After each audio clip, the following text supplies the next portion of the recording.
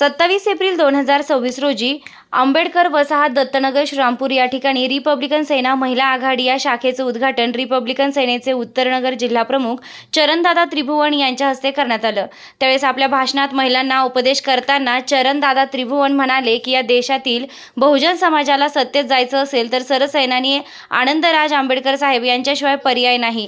तेच या बहुजन समाजाच्या तारणहार आहेत। म्हणून इथल्या बहुजन समाजानं गावागावात व खेडोपाडी शहरात रिपब्लिकन सेनेची शाखा स्थापन करून सरसेनानी आनंदराज आंबेडकर यांच्या पाठीशी जनाधार उभा केला पाहिजे आणि त्याची सुरुवात आज आंबेडकर वसाहत दत्तनगर श्रीरामपूर येथून सुरू झाली आहे, असे रिपब्लिकन सेनेचे उत्तरनगर जिल्हा मुख्य सचिव चरणदादा त्रिभुवन म्हणाले।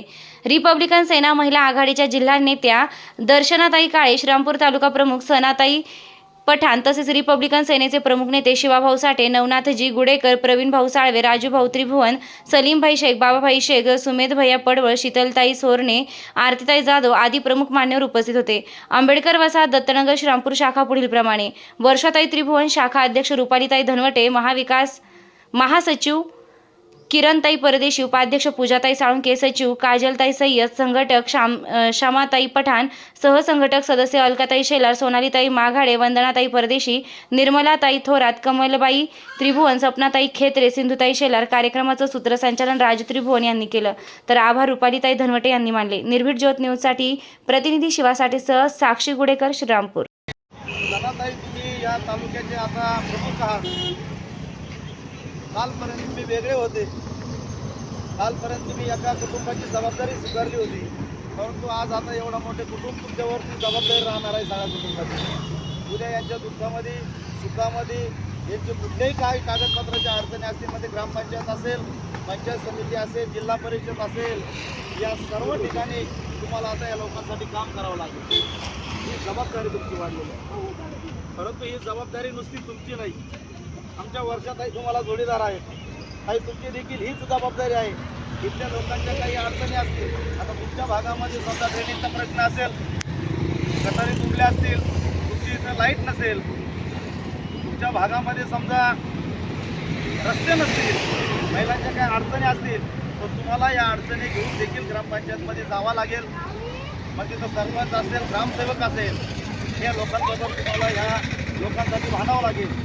ही जबाबदारी आता तुमच्यावर वाढलेली आहे।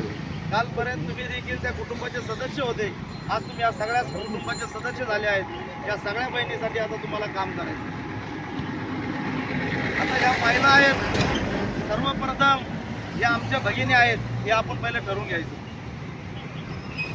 आपण आता एका कुटुंबात आलो आहे, मी तुमचा भाऊ आहे, तुम्ही माझ्या बहिणी आहेत, आपण एका दिलाने काम करायचं आहे। बस एवढ्याच पद्धतीने मी तुम्हाला शुभेच्छा देतो आणि इथून पुढे देखील तुम्ही अशा शाखा काढत जा। तुम्हाला कुठलीही अडचण आली तर आमची सर्व टीम तुम्ही म्हणल्याप्रमाणे आम्ही यांच्याबरोबर राहू। एक आम्ही भावाची जबाबदारी 100% या ठिकाणी स्वीकारू आणि ती पूर्णपणे करू, अशा पद्धतीने तुम्हाला या ठिकाणी आश्वासन देतो।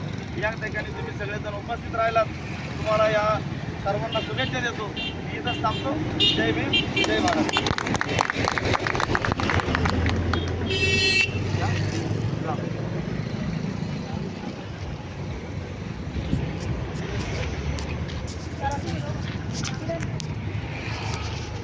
माझा अध्यक्षाचाच करा, ते अध्यक्ष झाले एकदा।